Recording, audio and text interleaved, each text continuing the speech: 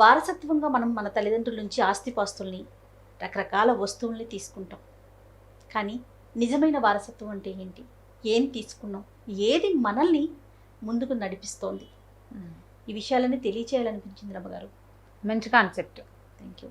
So మీకులాగా అంటే నాకు మామూలు నాతో పాటు ప్రయాణం చేసే నా గెస్ట్లందరి గురించి తెలియచేయాలి అనే ఒక ఆలోచన వచ్చింది. దీంతో పాటుగా ప్రజల వైపు నుంచి ఎవరైతే మనల్ని చూస్తున్నారో ఆడియన్స్, వాళ్ళ వైపు నుంచి కూడా తీసుకొని స్టూడియోలో కూర్చోబెట్టి వారితో కూడా మాట్లాడే ప్రయత్నం చేయాలని ఒక చిన్న ఆలోచన.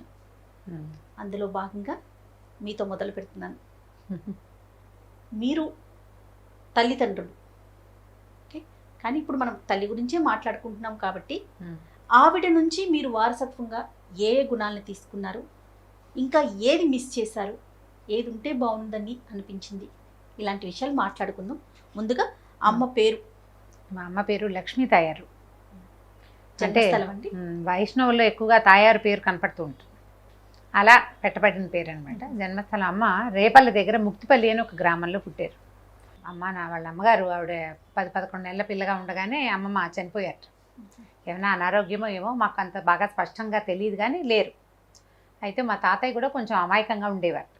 ఆయనంత అంటే జోరైన మనిషి కాదు. మా అమ్మని వాళ్ళ నాయనమ్మ పెంచారు. అమ్మతో పాటు వాళ్ళ పెదనాన్నగారి పిల్లలు ఉండేవారు. మా అమ్మ ఒక్కతే, కానీ అమ్మ ఒక్కరేనండి? అమ్మ ఒక్కతే. ఆవిడ పుట్టిన ఏడాది లోపలే తల్లిగారు తెచ్చారు. తర్వాత మా తాతగారు ద్వితీయ వివాహం అలా ఏం చేసుకోలే, ఈవిడొక్కతే ఉంది. అమ్మకి పెదనాన్నగారి పిల్లలు ఉండేవారు. వాళ్ళు ఇంచుమించుగా ఒక 4 మగ పిల్లలు, 6-7 ఆడపిల్లలు. మాకు చివరి పిన్నులతో కంటే పై పిన్నులందరితోటి బాగా మా అమ్మ ఎక్కువ, అంటే ఈవిడ వయసు 10 ఏళ్ళకే పెళ్ళైపోయింది అమ్మకి, 10 సంవత్సరాలకి. ఆవిడకి ఆ 10 సంవత్సరాల వయసు నాటికి పుట్టిన ఆడపిల్లల చెల్లెళ్ళతోటి, అన్నయ్యలతోటి, వాళ్ళతోటి చాలా ఎక్కువ క్లోజ్గా ఉండేది. మా అమ్మ సహజంగా బాగా మనుషుల్ని ప్రేమించే గుణం ఎక్కువగా. ఆ ఊళ్ళో ఉన్న చుట్టాలు పక్కల అందరితోటి ఆవిడకి మంచి రిలేషన్ ఉండేది. అంత చిన్నతనానికే బాగా ఉండేది. 10 ఏళ్ల పిల్లలకి ఏముంటుంది, వాళ్ళ ఆటపాటనే ఉంటుంది కదా. ఎవరింట్లోనే చంటి పిల్లలు ఉంటే వాళ్ళకి నీళ్ళు పోయటానికి కూడా మా అమ్మ వెళ్ళేది. ఈ 10 ఏళ్ళకి పెళ్ళైపోయింది. అప్పటికి మా నాన్నగారు కూడా ఈ 14-15 ఏళ్ళు అయి ఉండొచ్చు. ఒక 4 ఇయర్సే గ్యాప్, అంతకంటే లేదు. మా తాతగారు ఆ ఊరు వెళ్ళి అక్కడ ఒక హాస్పిటల్ని ఏదో విజిట్ చేయడానికి వెళ్తే అక్కడ వాళ్ళ నాయనమ్మకి కన్ను ఆపరేషన్ చేయించడానికి మా అమ్మ వెళ్ళిందట ఆవిడకి తోడు. అక్కడ తాతగారు చూసి ఎవరి పిల్ల ఏమిటి అని కనుక్కుని వైష్ణవులు మా వాళ్ళేనని తెలుసుకున్నారు. అప్పటికి మాకు ఒక మేనత్త పుట్టిపోయింది, ఒక 9-10 సంవత్సరాలు ఆవిడ. ఈ పిల్లని చూస్తే, మా అమ్మని చూస్తే ఆయనకి తన కూతురులాగా అనిపించింది తాతగారికి. అంచేత నిజానికి చాలా సంపన్నులు మా తాతగారు. ఆ కాలంలో కోట్లకు పడగలెత్తారు అని చెప్పుకునేంత చాలా పెద్ద కుటుంబం నా తాతగారికి. మా అమ్మకి ఏమీ లేదు. వాళ్ళు చాలా చిన్న మామూలు సామాన్యమైన కుటుంబీకులు, ఏమీ లేవు. పిల్ల బాగుంది, ఆయనకు కావాల్సింది అమ్మాయి తప్పిస్తే ఇక వాళ్ళ నుంచి వచ్చేవేమీ ఆయనకి అవసరం లేదు మా తాతగారికి. పిల్ల చిన్నపిల్ల. అప్పుడు పెళ్ళిళ్ళు కూడా అలాగే జరిగేవి జయ. ఆనాడు ఇంత కట్నకానుకల గోళలు అవి లేవనుకుంటా, బహుశా 70-80 ఏళ్ల నాడు ఈ కథలు లేవు. అంటే ఆచార వ్యవహారాలు కొంచెం కలిసినాయి అనుకోండి, నచ్చినాయి అనుకోండి, వెంటనే ముందుకు వెళ్ళిపోయేవారు, ముందుకు వెళ్ళేవారు. మా అమ్మని వాళ్ళని చుట్టాలు ఎవరు అని సంగతి కనుక్కుని పిల్లని ఇవ్వమని అడిగారు. మా నాన్నగారికి కళ్ళజోడు ఉండేది, మయోపియా. ఆయనకి తొందరగా కళ్ళజోడు వచ్చింది, దూరంవి కనపడేవి కాదు. ఆ వారసత్వం మా ఇంట్లో చాలా మంది పిల్లలకి వచ్చింది అది. అయితే పిల్లాడికి కళ్ళేవో కనపడవు, అందుకనే ఇంత పేద పిల్లని చేసుకుంటున్నారని చెప్పుకున్నారు అప్పుడు అంతా. కానీ కళ్ళు కనపడకపోవటం కాదు, గ్లాసెస్ అవసరం అంతే. మామూలుగా కనిపించక దూరంవి కనిపించవు, మయోపియా అంటారు దాన్ని. ఒక చిన్న సమస్య అంతే. చేసుకున్నారు. మా అమ్మని అక్కడి నుంచి తీసుకొచ్చుకున్నారు. మా అమ్మ ఇక్కడే ఉండిపోయింది. ఎప్పుడైనా ముక్తిపల్లి వెళ్ళేది. పొరుళ్ళు అన్నీ మేము పుట్టిన ఇంతమంది పిల్లలు. మా నాన్నగారిది చిటిగూడూరు, బందర్ దగ్గర, కృష్ణా జిల్లా బందర్ దగ్గర చిటిగూడూరు. మాకు ఒక సంస్కృత కళాశాల, తాతగారు అప్పటికే సంస్కృత కళాశాల స్థాపించి ఉన్నారు. 23లో కాలేజీ స్థాపించారు.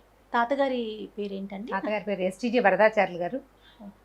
ఇంచుమించుగా తొలితరం సంస్కృతము తెలుగు అధ్యాపకులందరికీ తాతగారి పేరు తెలియకుండా ఉండదు. ఆయన చాలా పుస్తకాలు రాశారు, సుపరిచితులు. ఎందుకంటే కులపతి కళాప్రపూర్ణ ఆయన. ఎందుకంటే కళాప్రపూర్ణ వచ్చింది, తాతగారు సొంత డబ్బులతోటే కాలేజీ పెట్టారు. గవర్నమెంట్ ఎయిడ్ చాలా సంవత్సరాల తర్వాత వచ్చింది. తొలికాలం అంతా తాతగారే జీతాలు ఇచ్చేవారు. దానికి తోడు ఆయన బందర్లో ఉన్న నేషనల్ కాలేజీకి ప్రిన్సిపల్గా ఉండేవారు. మా నాన్న కూడా బందర్లో కాలేజీలో పనిచేశారు. అసలు ఆ కాలంలో జీతాలు రాకపోతే మా నాన్న తన శాలరీ తీసుకునేవారు కాదు. మిగిలిన వాళ్ళకి డబ్బులు అవసరం, మనకేం అవసరం, మనకు డబ్బు అవసరం లేదు, పని చేయటమే సరదా. పోన్లే నాన్న నా జీతం వాళ్ళకి ఇచ్చేసేయండి అని తన శాలరీ మానేసుకునేవారు. నాన్నగారు ఏం చెప్పేవారండి? ఆయన తెలుగు, ఆహా, తాతగారు సంస్కృతం. ఓకే. నాన్న తెలుగు సంస్కృతం రెండు చదువుకున్నారు కానీ ఆయనకి తెలుగు ఇష్టం బాగా, ముందు నుంచి తెలుగు మీదే ఆసక్తి ఉంది. నాన్న వైజాగ్లో ఎంఏ చేశారు ఆంధ్ర యూనివర్సిటీలో. అమ్మ అండి, అమ్మ ఎంతవరకు చదువుకున్నారు? ఏముంది చదువు, అదే చదువు, అంతకంటే ఏం లేదు. ఏదో చిన్నప్పుడు పదవాళ్ళ శిక్ష లాంటివి చదవటం, మామూలుగా పుస్తకాలు చదువుకునేంత చదువు ఉంది. మా అమ్మకి లెక్కలు, తెలుగు, ఇంగ్లీషు కొంచెం తెలుసు. ఇక అంతకంటే పెద్దగా చదివిచ్చేది ఏముంది, 10 ఏళ్ల పిల్లకి చదివే ఉంటుంది. ఇక అత్తారింట్లో ఆడుకుంటూ ఉండేది ఈవిడ. మా నాయనమ్మ చెల్లెలు, తమ్ముళ్ళు బాగా ఉండేవారు. మా అమ్మకి ఆవిడ కజిన్స్తో పాటు మా నాన్న కజిన్స్ కూడా చాలా క్లోజ్. నాన్నగారికి మేనమావలు ఉండేవారు, ఇప్పుడు కూడా ఉన్నారు. నేను ఒక కథ చెప్పాను లచ్చతాత కథని. అవునండి. ఆ లచ్చతాత మా నాన్నగారికి మేనమామే. వాళ్ళంతా కూడా వాళ్ళ పిల్లలు అందరూ కూడా మా అమ్మకి సొంతతో బుట్టోలాగానే ఉండేవారు. వాళ్ళు బాగా ఓన్ చేసుకున్నారు మా అమ్మని. ఆవిడ స్వభావము అలాంటిది, కొంత బుద్ధిమంతురాలు, మంచి స్వభావం అవటము, ప్రేమగా ఆపేక్షగా ఉండటము. ఇలా ఒక సంపన్నుల ఇంట్లో పడితే ఆడపిల్లలకి రావాల్సిన నడమంత్రం ఏది మా అమ్మకి రాల. అంటే ఎక్కిపోయే గుణం లేదు ఆవిడకి. డబ్బు వస్తే రావాల్సిన లక్షణాలు చాలా ఉంటాయి, చాలామందికి వస్తాయి, ఈవిడికి రాలేదు. అటు వాళ్ళ పుట్టింటికి వెళ్ళినా ఆవిడ వాళ్ళతోటి డౌన్ టు ఎర్తే ఉండేది. ఇక్కడ కూడా ఆవిడ తన సంపన్నుల ఇంటి కోడలనన్న వేషం లేదనమాట ఆవిడ దగ్గర. దాంతో అందరితో బాగా క్లోజ్గా ఉండేది. అది కాకుండా మా తాతగారి కజిన్స్ మా ఊళ్ళో చిట్టిగూడూరులోనే మా వాళ్ళవి 7-8 కుటుంబాలు ఉన్నాయి. మా పెదనాళ్ళంతా తాతగారికి ముత్తాతగారి కజిన్స్ తాలూకు సంతానం. వాళ్ళు మేము సొంత అన్నదమ్ముల పిల్లల్లాగానే ఉన్నాం ఇప్పటికీ కూడా. గ్యాప్ ఉంది మాకు, తరాల అంతరం ఒక 5 తరాల అంతరం ఉంది, కానీ మేము ఎప్పుడూ ఒకేలా ఉన్నాం. మా తాతగారి అంటే మా ఇల్లు మేడ, మా ఊళ్ళో మా ఇల్లు ఒకటే మేడగా ఉండేదన్నమాట. అందుకని మేడవారి పిన్ని అనేవారు మా అమ్మని, లేదా చింతాతగారి పిన్ని అనేవారు. ఇప్పటికీ మా అన్నయ్య మేడవారి బాబు, మా అమ్మ మేడవారి పిన్ని. అట్లాగే మా అమ్మ అందరితోటి బాగుండేది. ఆవిడది ఒక ప్రత్యేకమైన విలక్షణమైన మనస్తత్వం. మీరు ఎంతమంది సంతానం అండి అమ్మకి? మేము 8 మంది అమ్మాయిలు, ఒక అబ్బాయి, 4 అక్కయ్యల తర్వాత అన్నయ్య, మళ్ళీ మేము ఒక 4. ఓకే. మీ నెంబర్ ఎంత అమ్మగారు? నెంబర్ 8 నాది, నేనే చివరి దాని. ఓకే. ఇలా వెళ్తూ వచ్చింది అంతే. ఇక మా అమ్మ చాలా సాత్వికురాలు. ఆవిడ ఎక్కువ చెప్తున్నాను కదా, హ్యూమన్ ఫ్రెండ్లీ. మనం మనుషులందరితోటి ఫ్రెండ్లీగా ఉండే మనసులు కొంచెం మనస్తత్వాలు కాస్త తక్కువ ఉంటాయి. మేము అందరితోటి బాగుండే వాళ్ళమే, కానీ మా అమ్మ అంత సాత్వికంగా ఉండేవాళ్ళం కాదు మేము ఎవరం. అంత సాత్వికంగా, చాలా సాత్వికురాలు మా అమ్మ, చాలా మంచి పద్ధతి. అసలు ఆవిడ ఎవరైనా ఆవిడతో మాట్లాడితే వాళ్ళ కష్టం ఆవిడకి చెప్పేసుకునేవారు. అలాంటి సాత్వికత ఉంటుంది ఆవిడలో. ఉండేది అట్లా ఉంటారు కొంతమంది మనుషులు అంతే. రూపురేఖలు మీలో ఎవరికి వచ్చాయండి? మీరు ఎలా ఉంటారు? నాకు వచ్చింది మా అమ్మ పోలికే. మా అమ్మ కొంచెం పొట్టి, నాన్న పొడుగు, మా తాతగారు బాగా పొడుగు. యాక్చువల్గా మా నాన్న తాతగారు ఒక పోలికలు ఉండేవారు కాదు. తాతగారు బాగా సన్నగా పొడుగాటి మనిషి, కోలమొహం, ముక్కు పొడుగు. మా నాన్నకి మాత్రం వాళ్ళ మేనమావలాగా గుండ్రటి మొహం అవి వచ్చినాయి. మా అమ్మ తాతగారు తండ్రి కూతురులాగా ఉండేంత దగ్గర పోలికగా ఉంటారు, మేనమామేమో అనిపించేలాగా ఉంటారు. అంచేత నాకు కొంచెం తాతగారి పోలిక ఉంది, మా అమ్మ పోలిక ఉంది. ఇంచుమించు వచ్చినాయి ఒక 4-5గురికి మా అమ్మ పోలిక. మా 2వ అక్కయ్య, నేను, మా 6వ అక్కయ్య, మేము దాదాపుగా మా అమ్మలాగా కనిపిస్తాం. ఒక్కొక్కసారి అయితే నన్ను చూసి మా అమ్మని గుర్తు చేసుకునే వాళ్ళు కూడా ఉన్నారు. నేను ఇప్పుడు టీవీలో ఎక్కడో కనిపిస్తాను కదా, అచ్చు పాలేళ్ళలో ఎవరైనా చూస్తే తాయమ్మ గారిని చూసినట్టే ఉంది అంటారు. మా అమ్మని అలా పిలుస్తారు, తాయమ్మ గారు అంటారు. ఊళ్ళల్లో పద్ధతులు అలా ఉంటాయి కదా. మా అమ్మ అంటే నేను చూసిన ప్రపంచంలో బెస్ట్ హ్యూమన్ బీయింగ్ అమ్మ. అలాంటి వాళ్ళు అసలు కనపడరు. మా అమ్మని గొప్ప అని నేను చెప్పటం లేదు, ఎవరమ్మ వాళ్ళకి కదా గొప్పే. కానీ ఇప్పుడు నేను చాలా ప్రపంచం చూశాను కదా జయ. దాని తోడు మా అక్కయ్యలకి మా అమ్మకి నాకు పెద్ద తేడా లేదు. మా అక్కయ్యలంతా మా అమ్మ నా చిన్నతనం అంతా నన్ను ఎత్తి కాచి కాపాడింది ఏమీ లేదు. మా నాన్నగారికి అనారోగ్యం వచ్చేసింది. ఆయన కైకలూరులోను, హైదరాబాద్లోను, బెజవాడలోను వైద్యాలకు తిరిగేవారు. మా అమ్మ ఆయనతో పాటు వెళ్ళిపోతూ ఉండేది. మా పెద్దక్కయ్యలే చూసేవాళ్ళు నన్ను. మా విజయక్కయ్య, మా 3వ అక్కయ్య, మా జయక్క 4వ అక్కయ్య, ఇద్దరు నా చిన్నతనం అంతా వాళ్ళు నన్ను చూడడమే నాకు తెలుసు, వాళ్ళు చూడడమే. మా పెద్దక్కయ్య ఎప్పుడూ మా వెనకాలే ఉండేది, తనే అన్ని వ్యవహారాలు చూసుకునేది. ఏదైనా చిన్న పొన్న పొరపాట్లు చేస్తే ప్రైవేట్ క్లాసులు తీయటం. ఏమైంది అమ్మగారు? ఆయనకి ఎర్లీ ఏజ్లోనే డయాబెటీస్ వచ్చింది, టైప్ 2 డయాబెటీస్ కొంచెం ఎర్లీగా వచ్చేసింది. ఇంచుమించు మా చిన్నక్కయ్య ఆఖరక్కయ్య పుట్టినాటికే ఆయనకి డయాబెటీస్ వచ్చింది. అప్పట్లో ఈ అవేర్నెస్ లేదు, జాగ్రత్త పడడం ఎట్లాగో తెలీదు, ఏం తినకూడదు ఏం తినాలి అనే దాన్ని ఇప్పుడున్న అవగాహన అప్పుడు లేదు. దీని మేనేజ్మెంట్ చేత కాదు. అట్లా రకరకాలు, ఒకవేళ యాంప్టేట్ చేశారు, కాలు వేలు కూడా 2 తీసేయాల్సి వచ్చింది. క్రమంగా ఆయన చాలా బాగుండేవారు మా నాన్న. మా అమ్మ సాధారణంగా చిన్న సామాన్యమైన పర్సనాలిటీ, కానీ మా నాన్న చాలా పొడుగు, చాలా చక్కగా ఉండేవారు, మంచి భలే అందంగా కూడా ఉండేవారు నాన్న. ఆయన అంత హెల్తీగా అంత శుభ్రమైన తిండి ఉన్న ఆయనకి డయాబెటిక్ తోటి పాపం అనారోగ్యము తరచుగా మళ్ళీ కోలుకుంటూ ఉండేవారు. మళ్ళీ దిగ్నాసి వెళ్ళిపోయేది. ఇంచుమించు చివరిలో హార్ట్ కూడా ఎన్లార్జ్ అయిందంటారు. నాకు 13వ ఏడే మా నాన్న పోయేసరికి. ఇప్పుడు ఇంత పెద్ద సంసారం కదండి, అవును. ఎన్నో కష్ట నష్టాలు ఉంటాయి. ఆర్థికపరమైన ఇబ్బందులు లేకపోతే ఇంకొక రకంగా ఆడపిల్లలు ఎక్కువ ఆర్థిక ఇబ్బందులు లేవు, ఆడపిల్లలు ఉన్నా కూడా ఆడపిల్లల సమస్యలు ఉండే పరిస్థితులు కావు కదా అప్పటివి. అమ్మాయిల పెళ్లిళ్ళకి వాటికి మాకు సమస్యలు లేదు, ఆర్థికమైన ఇబ్బందులు ఏం లేవు. సంబంధాలు ఆటోమేటిక్గా వస్తే పిల్లలందరూ చూపుకు బాగానే ఉండేవాళ్ళు. ఇంచుమించు నాలాంటి ముఖ కవళికలే అందరివి. ఇలాగే ఫేర్నెస్ అంతా ఇంత మాత్రమే ఉన్నవాళ్లే అందరూ. వాటికి పెద్ద ఇబ్బందులు ఏం లేవు. జయ అనారోగ్యం చాలా పెద్ద ఇబ్బంది. మా నాన్నగారి జబ్బే చాలా పెద్ద అమ్మకి బాగా ఇబ్బంది పట్టింది. ఇబ్బందే. ఆవిడ ఆయన వెనకాల తిరుగుతుండేది. నన్ను మా పెద్దక్కయ్య చూసుకునేది, మా చిన్నక్కయ్యలు, మా రెండో అక్కయ్య, మా పెద్ద మొదటి 3 అక్కయ్యలు పూర్తిగా వాళ్ళు మా ముగ్గురికి, మా ఉన్న వాళ్ళందరికీ 3 అమ్మవార్ల కిందే లెక్క. వాళ్ళే చూశారు మా పెళ్ళిళ్ళు కానీ పురుళ్ళు కానీ. తర్వాత డెలివరీల తర్వాత మా నాన్నగారు లేరు కదా, మా చివరి 3 పెళ్ళిళ్ళకి మా నాన్న లేరు. 5వ అక్కయ్య పెళ్ళైన తర్వాత ఒక 4-5 సంవత్సరాలకి ఇంచుమించుగా 82లో. ఇంకా పెద్ద ప్యాథటిక్ కండిషన్ ఏంటంటే మాది తాతగారి పోయిన 40 రోజులకే మా నాన్న పోయారు. మొత్తం కుటుంబం అంతా ఇంకా అసలు ఎలా అయిపోయిందంటే, తాతగారు పోవటమే మాకు, ఆయన చాలా పెద్దవారు, 92 వచ్చినాయి. మామూలుగానే ఏం పెద్ద అనారోగ్యంతో ఏం కాదు. పాప మా నాన్న ఆయన తలకొరి కూడా పెట్టలేకపోయారు తాతగారికి. ఈయన ఒంట్లో బాగుండకపోవటం, స్నానం అది చేయకూడదు, కాలికి కట్టుంది, మా పెద్ద బావ చేశారు. అదే ఆయనకి దిగులుగా ఉండేది పాపం. బహుశా మా నాన్నగారికి మనం చేయగలిగేది ఏం లేదు కదా, ఇంకా అట్లా జరిగిపోతుంది. తర్వాత మా నాయనమ్మ ఇంకో 3 ఏళ్ళు ఉన్నారు. ఆ 3 ఏళ్ళు కూడా మా అమ్మాయి మా నాయనమ్మని బాగా చూసుకునేవారు. అమ్మకి నాయనమ్మకి భలే బాగుండేది, వాళ్ళ బాండ్ చాలా బాగుండేది. అత్తగారితో బాగుండేది. మా అమ్మ మా నాయనమ్మ చాలా ఆపేక్షగా ఉండేవారు మా అమ్మతో. అసలు ఏమిటో వాళ్ళిద్దరూ అత్తాకోడళ్ళు లాంటివి మాకు అసలు తెలీదు. అత్తాకోడళ్ళు ఇంట్లో ఉంటే అత్తగారిని మా తల్లులు విసుకోవటం అసలు మేము చూడలేదు, మాకు అర్థం కూడా కాదనమాట, అసలు తెలీదు మాకు. ఈవిడ అత్తగారు మా అమ్మ కోడలు అన్న ఫీలింగ్ నా చిన్నతనంలో నేను చూడలేదు. మా పెద్దకాయలకి తెలిసేమో మరి, నేను ఎప్పుడూ చూడలేదు, అసలు అది లేనే లేదు. మా అమ్మ అదే బాండ్ తన కోడలతో మెయింటైన్ చేయగలిగింది సేమ్. మా అమ్మగారు పోయిన రోజున మాకంటే మా వదిన ఎక్కువ ఏడ్చింది. అసలు ఆవిడ ఇంట్లోకి రాలా. ఎంత గోలో, ఈవిడ అత్తగారు లేకుండా నేను ఇంట్లో ఎలా ఉంటాను అంటుంది. మేమంతా ఏమనుకున్నామంటే, ఎవరి ఉద్దేశాలు వాళ్ళకు ఉంటాయి కదా. మా అమ్మ ఎప్పుడు అనాయాసైన మరణం వినాదన్యైన జీవనం అనేవారు.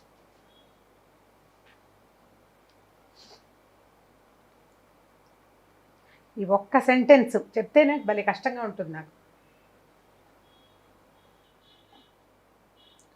మిగిలిన విషయాలు ఏవి బాధించవు. ఇది కూడా బాధ కాదు జయ. యాక్చువల్గా మా అమ్మ ఆవిడ అనుకున్నట్టుగా చేయగలిగారు. అది ఎప్పుడూ నాకు పజిల్గానే ఉంటుంది అనమాట. ఆ డైలాగ్ అదే, ఎప్పుడూ దైన్యంగా జీవితం ఉండకూడదు, మరణం సులువుగా రావాలి. ఎంత సింపుల్గా రాత్రి పడుకుని పొద్దున్న లేచేసరికి వెళ్ళిపోయారు. చిలక ఎంత బాగా వెళ్ళిపోగలిగిందంటే స్విచ్ ఆఫ్ చేసినట్టే. ఆవిడ అనుకున్నారు, అది జరిగింది. మేము ఎక్కువగా దుఃఖించి బాధపడిందే లేదు. ఇదే అనుకున్నాం అనమాట. అమ్మ కావలసినట్టు చేసుకుంది, హాయిగా చెంగు దులుపుకుని వెళ్ళిపోయింది అక్క. మా అమ్మ భలే సింపుల్గా. ఇదే మా 4వ అక్కయ్య అయితే ఇదే, మా 2వ అక్కయ్య, మా వాళ్ళ మాటలు ఇవే అనమాట. అయ్యో అమ్మలేదు, మన జీవితాలు ఏమవుతాయి, అలాంటి ఊహరాల. నాకు కూడా అప్పటికి 39-40 సంవత్సరాలు వచ్చేసినాయి, 40 ఏళ్ళు వచ్చినాయి. నాకే 40 ఇస్తే మా పెద్దకే నాకంటే 10 ఏళ్ళు పెద్దది కదా. అమ్మలేని లోటు చాలా పెద్ద లోటు. కానీ ఆవిడ ఇప్పుడు లైఫ్ని ఒక రకంగా లీడ్ చేయాలనుకుంటాను చేయ. మనం ప్రతి వాళ్ళకి ఉంటాయి కదా ఊహలు, చాలా ఊహలు ఉంటాయి మనకి జీవితం మీద. అసలు మా అమ్మకి ఎలాంటి ఊహ ఉంది, ఆవిడకి ఎలాంటిది కావాలి, ఆవిడ దాన్ని చేయగలిగిందా లేదా, ఎప్పుడూ డౌటే. బట్ మరణం మాత్రం తను కావాలి ఎట్లా అనుకుందో అలా ఎంత బాగా చేయగలిగిందంటే నేను అనుకుంటాను ఆవిడ అడిగిన వాళ్ళకి లేదనకుండా సహాయం చేయటం, మంచి మాట మాట్లాడటం. మా కజిన్స్లో కాస్త కాలు వంకరగా ఉన్న ఎవరినైనా మిగిలిన వాళ్ళంతా తుస్కరించి మాట్లాడేవారు. మా అమ్మ ఎప్పుడు అలా అనేది కాదు. కాలు వంకరగా ఉంటే కుంటివాళ్ళు అలా అంటాం మా అమ్మకి నచ్చేది కాదు, అనకూడదు అట్లా.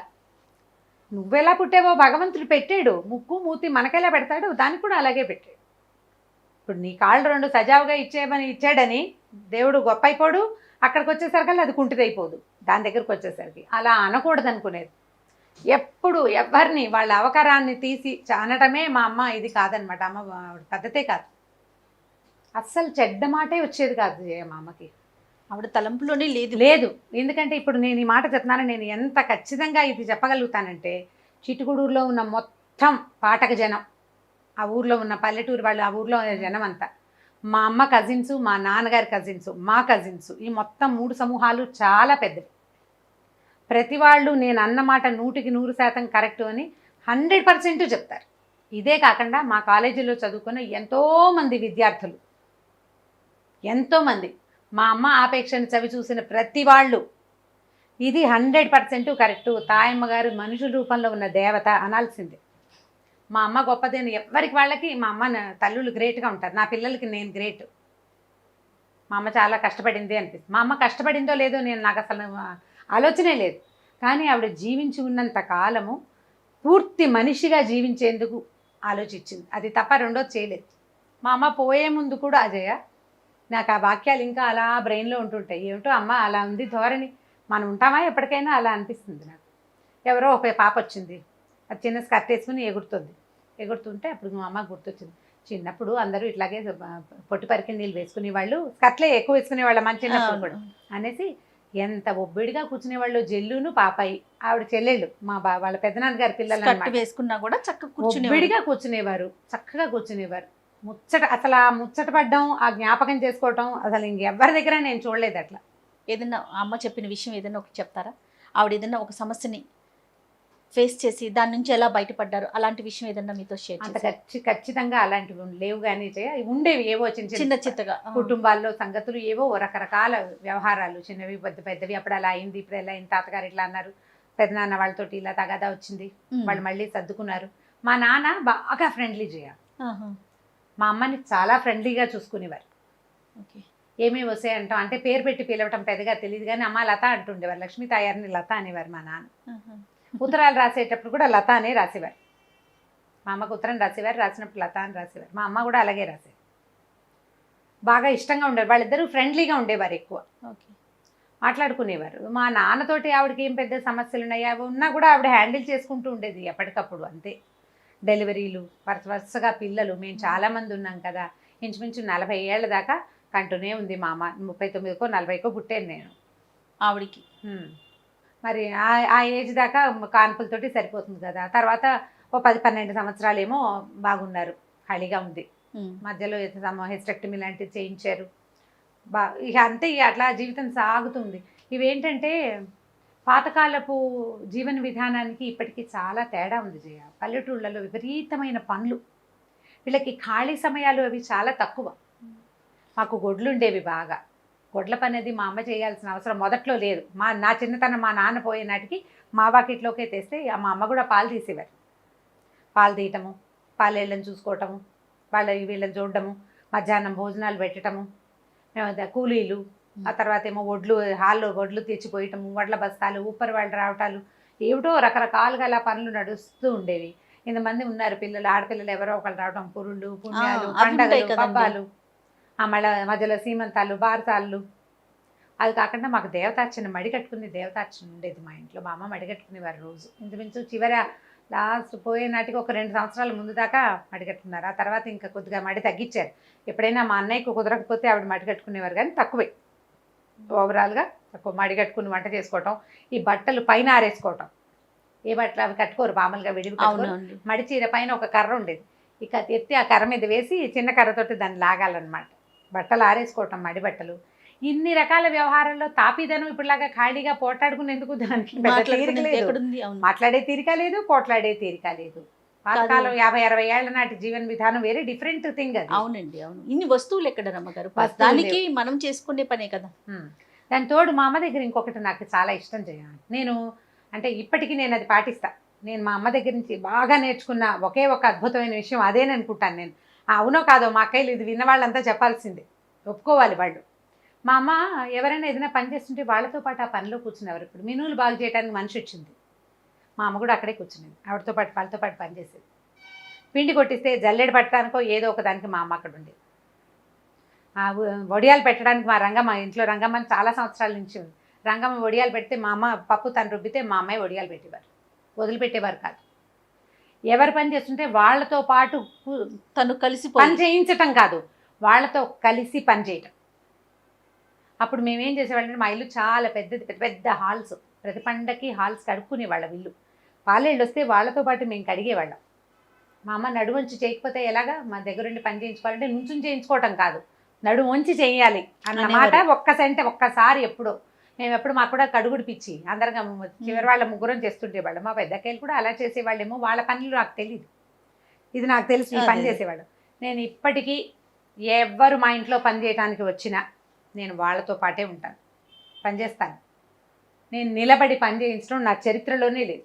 సో అమ్మ నుంచి వచ్చిన సంపద అంటే అదే చెప్తారా? ఖచ్చితంగా నేను అదే చెప్తాను. నేను ఎవరి దగ్గరికి వెళ్ళినా వాళ్ళతో పాటు, ఎవరు మా ఇంటికి వచ్చి పని చేసినా వాళ్ళ వెనకాల తిరుగుతూ వాళ్ళతో పాటు పని చేయించటము అన్న మాట లేదు, కలిసి పని చేయడమే అంతే.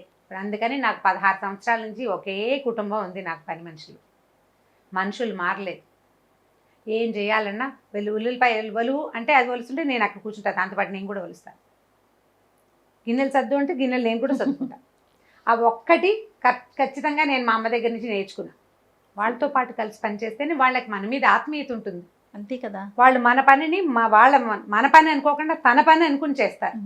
మా అమ్మ ఎప్పుడు చెప్పాల, కానీ ఆవిడ అలా చేసేది, అది చూసి మీరు నేర్చుకున్నారు. నాకు అట్లా అలవాటైంది. మా అమ్మ చాకలంకంతో కూర్చునేది, కంసాల రంగమ్మతోటి కూర్చునేది, ఎవరైనా ఇంకా వచ్చేవారు, గొల్లలు అందరూ వచ్చేవారు మా ఇంటికి పనికి, వాళ్ళతో పాటు ఉండేది మా అమ్మ. కాదరమ్మ గారు, చక్కని మాట తీరు కదా మీది, ముత్యాలు లాంటి మాటలు. అమ్మ నుంచి వచ్చింది అనుకోవచ్చు అంటారా? ఆవిడ మాట్లాడేవారా? మా అమ్మ బాగా మాట్లాడేది. బహుశా వచ్చింది. మా అమ్మ అంత మృదు భాషను కాని చేయ నేను. కాదరమ్మ గారు, కాదు, నేను హెడ్ మిస్ట్రెస్ లాగా కనిపిస్తాను. చాలా మంది చెప్తారు నాకు, మీరు మాట్లాడుతుంటే హెడ్ మిస్టర్ కేకలేసినట్టు, ఖచ్చితంగా పళ్ళు రాలగొట్టినట్టు చాలా మంది చెప్తారు. నేను కూడా ఉన్నాను. అలా కాదు అని వెంటనే చాలా హార్ష్ గా చెప్తాను. టీచర్ సౌండ్ వస్తుంది కదా, మా అమ్మకి టీచర్ సౌండ్ అసలు లేదు. టీచర్ సౌండ్ పూర్తిగా మా నాన్నదే. మా అమ్మ చాలా సాఫ్ట్, పూర్తి మదర్లీ థింగే ఉంది మా అమ్మ దగ్గర. ఇప్పుడు మనం ఇది పెడతామా, వీడియో పెడతామా, ఈ వీడియో కింద వెంటనే పావని విచారపోని ఒక ఆవిడ కామెంట్ వస్తుంది, చూడండి మీరు. తాయమ్మ గారు బంగారు తల్లి, నేను ఆవిడ దగ్గరే చాలా నేర్చుకున్నాను. కాలేజీలో చదువుకున్న విద్యార్థులందరికీ, మగపిల్లల కంటే ఆడపిల్లలు మా దగ్గర హాస్టల్లో ఉండేవాళ్ళు. అందరూ మా అమ్మ దగ్గర ఏదైనా కూర నారా తీసుకెళ్ళేవాళ్ళు. అప్పుడప్పుడు ఏదైనా మంచి మాట ఆవిడనే అడిగేవారు, మజ్జిగ ఇచ్చేది మా అమ్మ, పాలు తాగేవాళ్ళు, ఏదైనా అవసరమైతే మా వాళ్ళు హెల్ప్ చేసేవాళ్ళు. మరీ బాగా కలగలుపుగా నువ్వు నేను మమేకం కాదు, అవసరమైతే పిల్లలు వచ్చి తనని అడిగేంత చనువు మా అమ్మ ఇచ్చేది. వాళ్ళకి చక్కగా చూసేది మా అమ్మ. వాళ్ళు అందరూ చెప్పాల్సిందే, ఎవరెవరు వీడియో చూస్తారో వాళ్ళంతా అవును తాయమ్మ గారు బంగారు తల్లి అని పెట్టాల్సిందే. ఇక లేకపోతే కుదరదు, వాళ్ళ ఆత్మే వాళ్ళని ఒప్పుకోదు. కాదరమ్మ గారు, వారసత్వంగా మనం తల్లి నుంచి రకరకాలుగా తీసుకుంటాం కదా, మీరేం తీసుకున్నారు? అమ్మ మరణించిన తర్వాత అమ్మ దగ్గర నుంచి మీకేమొచ్చింది? మేమేం తీసుకోలేదు మేమేం తీసుకోలే. మా అమ్మ ఒంటి మీద బంగారం ఉంది, చెవి దుద్దులు మేము తీయలేదు, బాడీకి వదిలిపెట్టేసాం. దుద్దులు మా పుష్యరాగాలు లాంటివి ఏవో సీజర్సో పుష్యరాగాలో ఉండేవి, అవి వదిలేసాము. ఒంటి మీద బంగారు వస్తువులు మా అన్నయ్య పిల్లలకి ఇచ్చేసాం. మేము ఆడపిల్లలం ఎవరైనా తీసుకోలేదు. మేము అందరం పెద్దవాళ్ళం అయిపోయాం కదా జయ, ఇది ఆలోచించు. ఇప్పుడు మా అమ్మ ఒంటి మీద బంగారం కావాలనే ఆసక్తి ఎందుకు? మా అమ్మే బంగారం.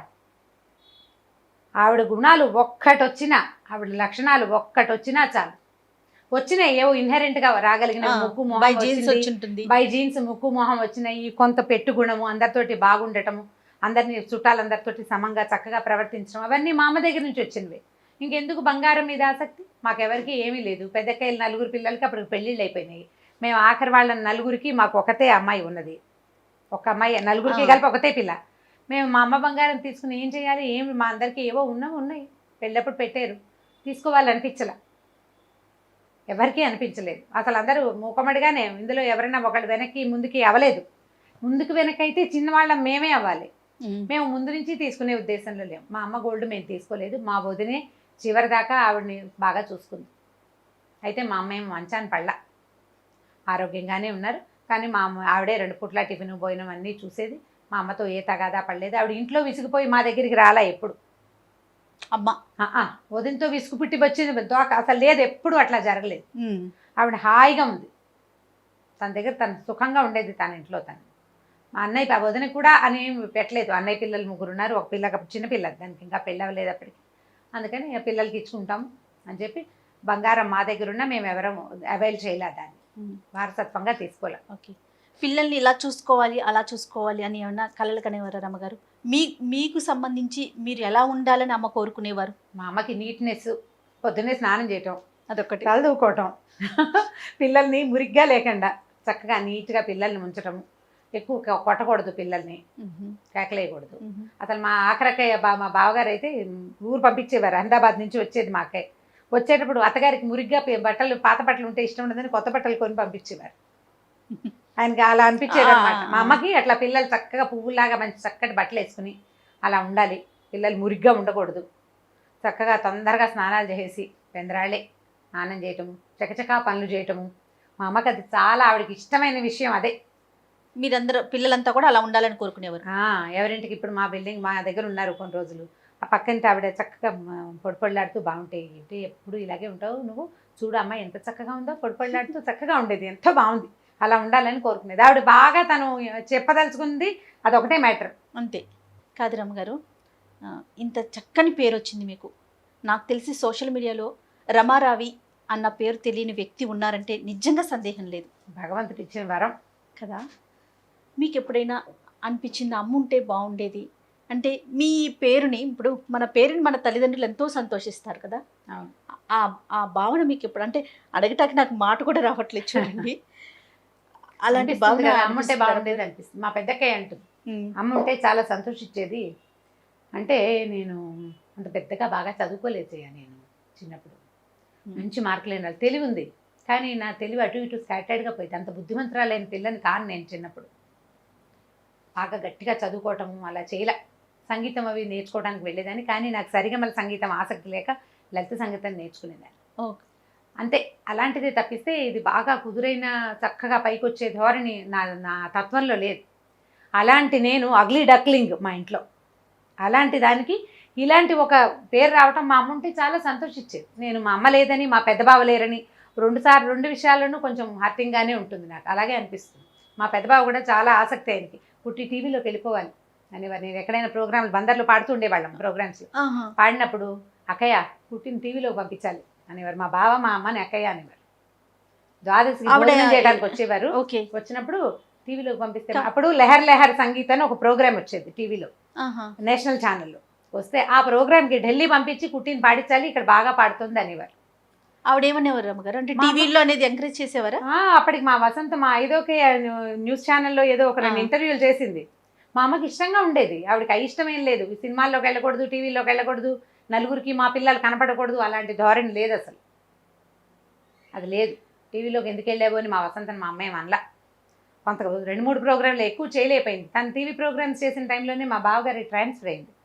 సో ఇది ఒక చిన్న పిల్లలతోటి మా అక్క ఇక్కడ ఉంది, ఇక్కడి నుంచి తను డ్రైవ్ చేయటము వెళ్ళటము అది చాలా కష్టమని ఆ ప్రోగ్రామ్స్ కాలేజీ 2 హ్యాండిల్ చేయలేక మానేసింది. కానీ మా అమ్మ చక్కగా వసంత టీవీలో కనిపిస్తుంటే ఎంతో బాగుండేదని అనుకునేది. పాపం అందరూ చూస్తారు కదా. అవును కదా. వరదాచార్య గారు మనవరాలని చెప్పుకుంటారని మా అమ్మకి చాలా గొప్పగానే ఉండేది. ఇక కుదరలేదు. ఆ తర్వాత నేను ఇప్పుడు అమ్మ పోయే నాటికి అసలు ఇలాంటి ఒక వాసన కూడా లేదు నా జీవితంలో. ఒక 4 ఏళ్లే కదా ఇది మొదలై. అవునండి, అవును. కానీ అప్పటికి నేను కొంచెం పెద్దదాన్నయ్యి నేను మా అత్తవారింటిని బాగా హ్యాండిల్ చేయటం, మా మరుగుల్ని చాలా బాగా చూసుకోవటం, వాటి వల్ల మా అమ్మకి నా మీద చాలా నమ్మకం ఉండేది. అయితే నేను ఒప్పుకోవాలి దేనికైనా అన్నది ధోరణి మా అమ్మ ఉండగానే వచ్చేసింది మా ఇంట్లో. నేను మా పెద్దక్కయ్య ఒకటే అనే ధోరణి వచ్చింది. ఆవిడ కొంచెం తెలిసింది, కొంచెం బాగానే ఉంటుంది అని నన్ను నమ్మటం మొదలెట్టారు. కానీ ఈ పరిస్థితి ఆ రోజుకి లేదు అసలు. మా పెద్దక్కయ్య అంటుంది, అమ్మ ఉంటే ఎంత సంతోషించేదో అని, అమ్మ ఎంత పేరు వస్తుందో నీకు, తాతగారి పేరు నిలబెట్టావు అంటుంది ఇప్పుడు మా అక్కయ్య ఎక్కువ అనుకుంటుంది నాకంటే. ఇప్పుడు నువ్వు అడుగుతుంటే అలాగే అనిపిస్తుంది అనమాట. మా అమ్మ ఉంటే ఆవిడ ఎంజాయ్ చేస్తుంటుంది, ప్రతి వాళ్ళు మీ అమ్మాయి ఎంతో బాగా చెప్తుందంటే తల్లులకి ఎంత సంతోషంగా ఉంటుంది. అమ్మ లేదనిపిస్తుంది, ఉంటే బాగుండేది. అసలు ఏం అనారోగ్యం లేదు. అదంతా సింపుల్గా మా అమ్మ ఎందుకు తొందరపడిందో అర్థం కాదు నాకు. తొందరపడింది, ఉంటే బాగుండేది. ఆవిడ శుభ్రంగా తిరుగుతోంది, ప్రయాణానికి రెడీ అయిపోయింది కూడా హైదరాబాద్ రావడానికి. బ్యాగ్ అమ్మకి చేసేదాన్ని ఆవిడ ఉండుంటే అనేది అలాంటిది ఏమన్నా ఉందా అమ్మగారు మీ మనసులో? ఏదన్నా ఉందా? ఏం లేదు. ఆవిడకి ఇది కావాలి, అయ్యో ఇప్పటికి అమ్మ ఉన్నట్లయితే మీ ఎర్నింగ్స్ అంటే మీరు ఒక కాళ్ళ మీద నిలబడి నలుగురికి ఉన్నారు కాబట్టి నేను చేసేదాన్నేమో అన్న అదే అలాంటిది ఆలోచన ఏదన్నా ఉందా అమ్మగారు? అలాంటివి ఏం లేవు జయ. మా అమ్మకి అసలు అలాంటి అవసరాలు లేవు, అసలు ఆసక్తులు లేవు. ఆవిడకి మంచి పేరు వచ్చేది, నాకు వచ్చిన మంచి పేరుని మా అమ్మ ఎంజాయ్ చేసేది అనిపిస్తుంది అంతే. ఇవాళ కాస్త బాగా గుర్తింపు వచ్చింది. మా ఊళ్ళో అందరికీ నేను టీవీలో కనపడతాను, కుటుంబ గారి ఫోన్లో కనపడింది అలాంటివి చెప్తారు. మా అన్నయ్యకి వచ్చి కూడా అచ్చు తాయమ్మ గారిని చూసినట్టే ఉంది అని. మా అన్నయ్య అప్పుడు వెంటనే అమ్ముంటే బాగుండేది అనిపిస్తుంది మా అన్నయ్య. నాకు కూడా అదే ఫీలింగ్. అక్కడ ఎక్కడైనా ఒక పబ్లిక్ టీవీలో నేను కనపడితే మా అమ్మ చూస్తే బాగుండేది, ఆవిడ సంతోషించేది అంతే. ఇంకా అంతకంటే ఆవిడని సంతోష పెట్టగలిగే విషయం ఈ మెటీరియలిస్టిక్ థింగ్స్ ఏవి అసలు నో బార్బట్టి ఆవిడకి ఆసక్తే లేదు. ఉంటే ఉంటుంది, లేకపోతే లేదు, అంతకంటే ఏం లేదు.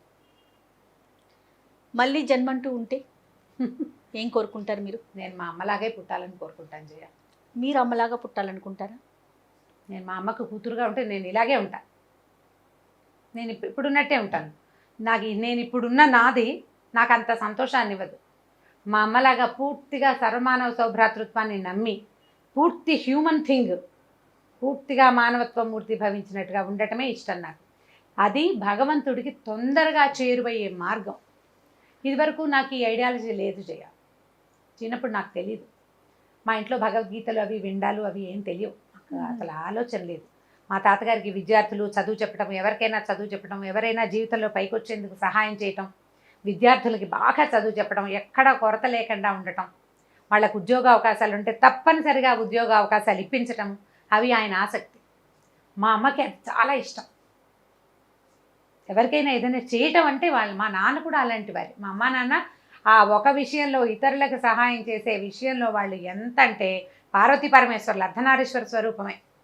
సహాయం చేయటం అంటే దూకుతారనమాట ఇద్దరు. నాకు అలా పూర్తిగా ఉండాలని ఉంది. అలా ఉండాలి అంటే నేను ఇంకో జన్మ ఎత్తాల్సిందే.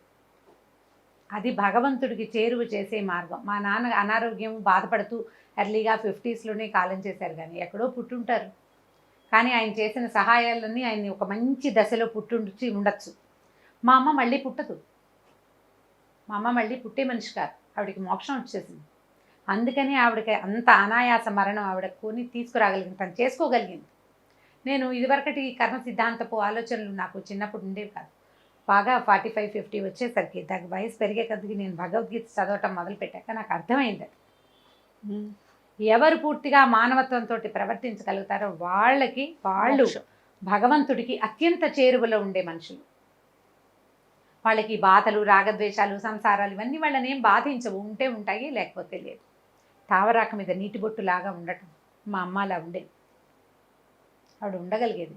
నేను అలా ఉండాలని కోరుకుంటాను. అది చేత కావాలి. మామూలుగా నేను కొంచెం పర్వాలేదు, బెటర్గా ఉన్నట్టే, బెటర్ హ్యూమన్ బీయింగ్నే నేను, కానీ ద బెస్ట్ హ్యూమన్ బీయింగ్ని కాలేదు ఇంకా. అది కావాలి. అట్లా అవ్వడం కోరుకుంటాను నేను. అది ఇప్పుడు ఈ సంపాదన, ఇవాళ నేను యూట్యూబ్లో ఫేమస్ అవటం, ఇంకేదో టీవీలో కనపడము, ఇవన్నీ ఇవన్నీ భగవంతుడు ఇచ్చిన అవకాశాలు. నేను నా దగ్గర ఉన్న కొంత విజ్ఞానం, నాకు తెలిసిన 4 మాటలు, నేను చదివిన 4 పుస్తకాలని ముందుకు తీసుకెళ్ళడానికి దేవుడు ఇచ్చిన అవకాశం ఇది. దానికి భగవంతుడు నాకు మొదట అవకాశం ఏమిచ్చాడంటే నన్ను చిట్టుగూడూరులో ఒక విద్వాంసుల కుటుంబంలో పుట్టించాడు. అక్కడున్న చాలా పెద్ద ఎంగు ముద్దని అంటుకుని ఉన్న ఒక చిన్న గుడ్డ పీలికని నేను, చాలా చిన్నది. దానివల్ల నాకు ఈ మాటలు వచ్చినాయి, ఈ ధోరణి వచ్చింది, ఇలా మాట్లాడగలిగే ప్రజ్ఞ అలవడింది. ఇది నా సొంతది కాదు, పూర్తిగా జీన్స్ వాళ్ళవే, పై వాళ్ళవే. ఏదైనా ఒకటి నాది కావాలంటే నేను ఒక ఫుల్ హ్యూమన్ బీయింగ్, పూర్తి మానవతని రూపొందించుకున్న రూపంలాగా కావాలని ఉంది. అది భగవంతుని కోరుకుంటాం, ఇక ప్రార్థిస్తూ ఉంటాం. సరిగ్గా చేయి, నన్ను ఇంకా కొంచెం సరిగ్గా చేయి, ఈ ఉన్న పర్ఫెక్షన్ నాకు సరిపోదు. పూర్తి better human being, the best human being అవ్వాలి. అది మా అమ్మే నా ఉద్దేశంలో. నేను ఇంకా ఎవరిని చూడలేదు ఇప్పటిదాకా. అలా కావాలి నాకు. అమ్మకి ఏదైనా చెప్పాలని ఉంటే ఒక్క మాట, ఈ ఒక్కదాంతో మనం ముగిద్దామండి. నాకు నీలాగానే ఉండాలని ఉందమ్మా, ఇంకోలా ఉండాలని లేదు. ఇలా నేనున్నది నాకు సరిపోదు, నేనున్న ఇది నాకు చాలదు. నాకు ఇంకా చాలా అద్భుతమైన వ్యక్తిగా మారాలని ఉంది. అది ఎలా కుదురుతుందో చూడాలి. భగవంతుడు దానికి కూడా అవకాశం ఇస్తాడేమో, తెలుసుకోవాలి ముందు ముందు. ఖచ్చితంగా అవకాశం ఇవ్వాలి. థ్యాంక్ యూ సో మచ్ రమ్మగారు. నమస్తే జయ. Thank you. బిడ్డల కోసం జీవితాన్ని సైతం త్యాగం చేసే ఏకైక వ్యక్తి అమ్మ.